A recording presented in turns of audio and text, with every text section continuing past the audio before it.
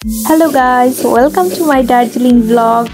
এই ভিডিওতে আমি শেয়ার করব দার্জিলিং কোথায় কোথায় ঘুরেছি, কি খেয়েছি এবং গাড়ির ভাড়া কত ছিল, সব প্রশ্নের উত্তর দেব এখানে। চলুন দেরি না করে ভিডিওটি শুরু করা যাক। মল মার্কেটের কাছেই একটি গাড়ির গ্যারেজ ছিল, ওইখান থেকে আমরা গাড়ি ভাড়া করেছি 4টা স্পট 5টা পর্যন্ত 5000 রুপি দিয়ে। আমরা প্রথমেই রওনা হলাম পিস প্যাগোডার উদ্দেশ্যে। সেখানে জাপানিজ টেম্পলও আছে, সেটাও ঘুরে দেখব। এসে পড়েছি পিস প্যাগোডায়।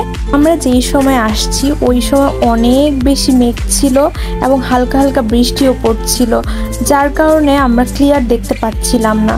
এই পিস প্যাগোডার পাশেই আছে জাপানিজ টেম্পল। বুদ্ধিস্ট মঙ্ক নিচিজাটসু ফুইজি, যিনি এসেছিলেন জাপান থেকে, তার গাইডেন্সেই এই মন্দিরটা বানানো হয়।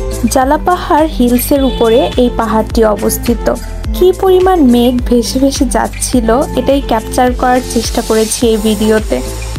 দার্জিলিংয়ের সবচেয়ে বিখ্যাত কয়লার টয় ট্রেন আসছিল, তাই আমরা অপেক্ষা করছিলাম। এখানে অনেক বেশি জ্যাম পড়ে থাকে প্রায়ই এই ট্রেনটির জন্য। তারপর চলে এলাম ডালি মনেস্ট্রিতে। এটা হলো আমার সবচেয়ে ফেভারিট জায়গা। এই মনেস্ট্রিটা সমুদ্রপৃষ্ঠ থেকে প্রায় 7000 ফিট উপরে। এখানে আমাদের টিকিট কেটে উঠতে হয়েছিল টিকিট কাউন্টার থেকে। ওঠার সময় আশেপাশে তাকালেই দেখা যাচ্ছিল যে কি সুন্দর কারুকাজ করা। এখানে দেখুন কি পারফেক্টলি বিল্ডিংগুলো পাহাড় ঘেঁষে বানানো হয়েছে।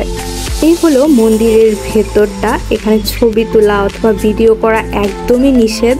এই প্যাগোডাটা তিবেতিয়ান কালচার ফলো করে বানানো হয়েছে। কি সুন্দর কারুকার্য করা হয়েছে, একদম লাক্সারিয়াস ফিল হচ্ছিল।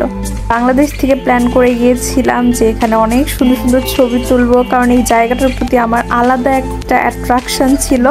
তারপর আমরা ডালি মনেস্ট্রি শেষ করে সেখান থেকে চলে গেলাম বাতাসিয়া লুপে। এখানে খুব একটা বেশি ছবি তুলতে পারিনি, কারণ আমরা যখন গিয়েছি অনেক বৃষ্টি হচ্ছিল। তাও এই বৃষ্টির মধ্যে অনেক মানুষ আসছিল, অনেক মানুষ ছবি তুলছিল। তারপর এত বৃষ্টি নেমেছে যে আমরা ছাউনিতে বসে বসে অপেক্ষা করছিলাম যে কখন ট্রেন আসবে। সবাই ট্রেন দেখার অপেক্ষা করছিল। ফাইনালি ট্রেন চলে আসলো।